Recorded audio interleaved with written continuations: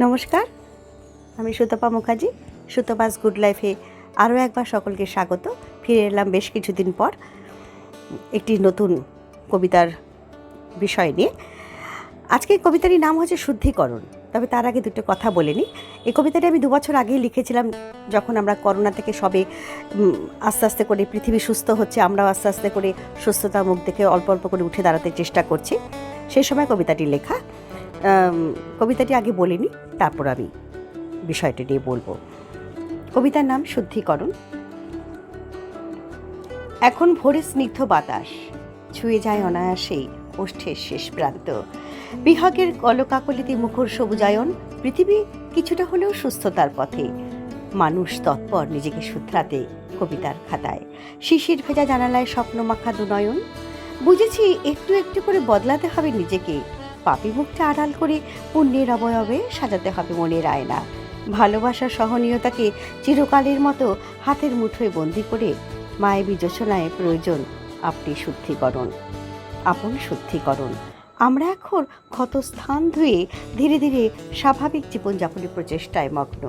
বসুন্ধরার রসময় অমৃত ধারায় ডুবছি ক্রমাগত। অজ্ঞানতা অসম্মানতাকে দূরে ঠেলে দিয়ে বিশ্ব প্রকৃতির ঐশ্বর্যময় বৈচিত্র্যকে সাজাতে এগিয়ে চলেছি বীর দর্পে। প্রতি পদক্ষেপে নিজেদের ভুল বুঝতে পেরে মহাকালের সম্মুখে নত জানু। জীবনের সরল অঙ্ক ভীষণ কঠিন। চেনা অচেনা বিপদের মাদুর বিছিয়ে তারা ঝিলমিল নক্ষত্রের আলোয় বীজ মন্ত্র আওড়াই। মানুষই বিশ্বাসের রং তুলিতে মানুষের ছবি আঁকবো আমরণে। এই কবিতাটির মাধ্যমে আমি আমাদের মনুষ্য জাতির সচেতনতা এবং মানবিকতার দিকটা তুলে ধরতে চেষ্টা করেছি কিছুটা হলেও। যে প্রকৃতিকে আমরা যেভাবে হত্যা করছি, প্রকৃতিকে যেভাবে ধ্বংস হয়ে যাচ্ছে আমাদের হাত দিয়ে, এবং আমরা যদি নিজেরা সচেতন না হই সেই প্রকৃতিকে আবার নতুন করে না সাজাই, না শুদ্ধিকরণ চিত্তে সেটাকে না ফিরিয়ে আনি সেই অবস্থাকে, তাহলে আমাদেরই মৃত্যু অনিবার্য। সেই নিয়েই আজ কবিতাটা লিখেছিলাম। যা আমাদের উচিত সমস্ত মানুষকে সচেতন, মানুষের প্রতি সচেতনতা এবং মানবিকতার দিকটা তুলে ধরা। কবিতার মাধ্যমে আমি সেটাই চেষ্টা করলাম। যদি ভালো লাগে অবশ্যই লাইক করবেন, শেয়ার করবেন এবং বেশি বেশি করে কমেন্টস করতে ভুলবেন না। এবং যারা এতদিন পর্যন্ত আমাকে সাবস্ক্রাইব করে এসেছেন তাদের আমি ভীষণভাবে আমার আন্তরিক কৃতজ্ঞতা আমি জ্ঞাপন করি। এবং যারা এখনও পর্যন্ত করেননি সাবস্ক্রাইব সুতপাস গুড লাইফে, তারা অবশ্যই চোখ বুঝে সুতপাস গুড লাইফের সাথে থাকুন, পাশে থাকুন এবং আমাকে মোটিভেট করুন নতুন নতুন বিষয় নিয়ে আপনাদের সামনে উপস্থাপিত হতে।